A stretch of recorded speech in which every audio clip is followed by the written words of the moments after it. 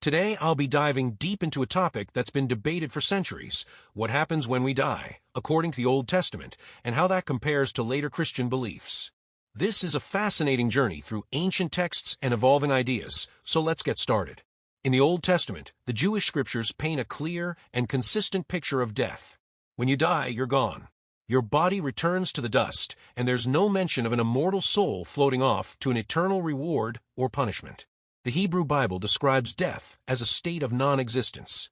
Ecclesiastes 9 verse 5 puts it bluntly: the dead know nothing, they have no further reward, and even their name is forgotten.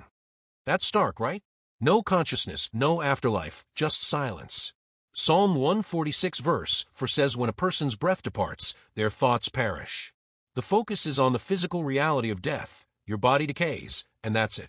The Old Testament uses vivid imagery to drive this home. In Malachi 4 verses 1 to 3, it talks about the wicked being burned up like stubble, leaving neither root nor branch. The righteous will tread on their ashes underfoot. This isn't about eternal torment, it's annihilation. The wicked are consumed completely, reduced to nothing. Job 34 verses 14 to 15 reinforces this. If God withdraws his spirit, all flesh would perish and return to dust. The Hebrew word often used for the dead is Sheol, which simply means the grave or the place of the dead. It's not a fiery torture chamber, it's a poetic way to describe being dead, buried, and gone. Now you might be thinking, what about hell? Here's the thing: the word hell, as we think of it today, doesn't exist in the Old Testament. The concept of a fiery, eternal torture chamber is nowhere to be found. The Hebrew scriptures don't talk about souls burning forever. Instead, death is final. The wicked are destroyed, not endlessly punished. Ezekiel 18 verse 20 says the soul that sins will die, not suffer eternally, but die. The punishment for sin is destruction, not perpetual torment. Contrast this with the New Testament, where things take a dramatic turn. By the time we get to the Christian scriptures, written centuries later, we see a shift influenced by Hellenistic and Greco-Roman ideas, especially from Plato. The Greeks believed in an immortal soul that survives death, either to be rewarded or punished. This idea creeps into Christianity, and suddenly we're hearing about eternal suffering. In the New Testament, the word often translated as hell is Gehenna. But here's the kicker: Gehenna isn't some cosmic torture dungeon. It's a real place, a valley outside Jerusalem where garbage was burned, along with the bodies of criminals. When Jesus talks about Gehenna in places like Matthew 5 verse 29 or Mark 9 verse 43, he's using it as a metaphor for destruction, not eternal conscious torment. The imagery is of a fire that consumes everything, leaving nothing behind, much like the Old Testament's annihilation. But over time, Christian theology, influenced by Greek philosophy, started to lean hard into the idea of an immortal soul and eternal punishment. By the time you get to later church fathers like Augustine, the concept of hell as a place of everlasting torment is solidified. This is a radical departure from the Old Testament's view. For example, Matthew 25 verse 46 talks about eternal punishment, which many Christians interpret as endless suffering. Revelation 20 verse 10 mentions a lake of fire where the devil and others are tormented day and night forever.